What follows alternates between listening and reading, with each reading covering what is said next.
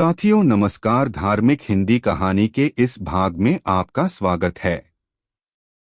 आज की कहानी में हम विक्रम बेताल की कहानी सबसे अधिक सुकुमार कौन बेताल 25वीं 8वीं कहानी सुनते हैं। राजा विक्रमादित्य अपने कंधे पर बेताल को लादने की कई कोशिश कर चुके थे, लेकिन हर बार बेताल कोई कहानी सुनाता और राज विक्रमादित्य के हाथों से बच निकलता। इस बार भी बेताल ने एक नई कहानी सुनाई। बेताल कहता है, एक बार की बात है, अंगदेश के एक गांव में एक ब्राह्मण अपनी पत्नी और 3 बेटों के साथ रहता था। एक बार ब्राह्मण ने अपने तीनों बेटों के बुलाया और कहा कि हमारे तालाब के लिए एक कछुए की जरूरत है। कल तुम तीनों समुद्र के पास जाकर वहां से कछुआ पकड़कर ले आना। तीनों ने हाँ कर दी और दूसरे दिन तीनों माता पिता का आशीर्वाद लेकर समुद्र की ओर चल पड़े। वहां तीनों का एक बड़ा सा कछुआ दिखाई दिया, लेकिन तीनों में से कोई भी उसे उठाने के लिए तैयार नहीं हुआ। उनमें से सबसे बड़ा भाई बोला, मैं कछुए को नहीं उठाऊंगा, इससे बहुत गंदी बदबू आ रही है। दूसरे नंबर के भाई ने कहा, मैं भी इसे नहीं उठाऊंगा, मुझे भी इससे गंदी बदबू आ रही है।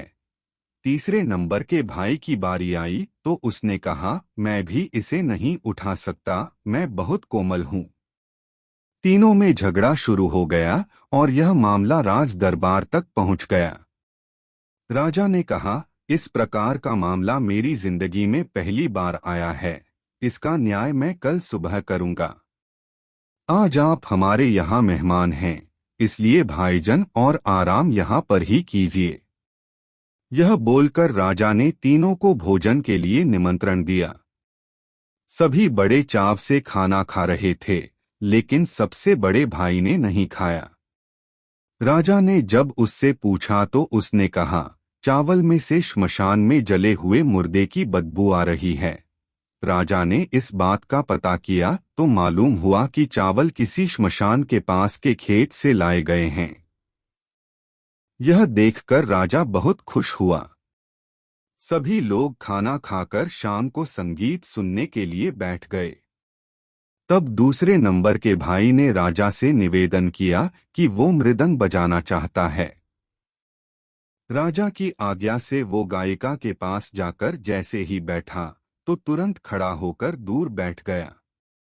राजा ने खड़े होने का कारण पूछा तो दूसरे नंबर के भाई ने कहा, गायिका से बकरी के दूध की बदबू आ रही है और वो मुझे पसंद नहीं है। जब राजा ने इस बात का पता किया तो मालूम चला कि बचपन में गायिका को बकरी का दूध दिया जाता था। राजा एक बार फिर खुश हो गया। इसके बाद सभी लोग सोने के लिए चले गए। दोनों भाई आराम से सो गए, लेकिन सबसे छोटे भाई को नींद नहीं आ रही थी। राजा ने अपने एक सेवक को आदेश दिया कि जाकर तीनों को देख आओ कि वे सोए या नहीं।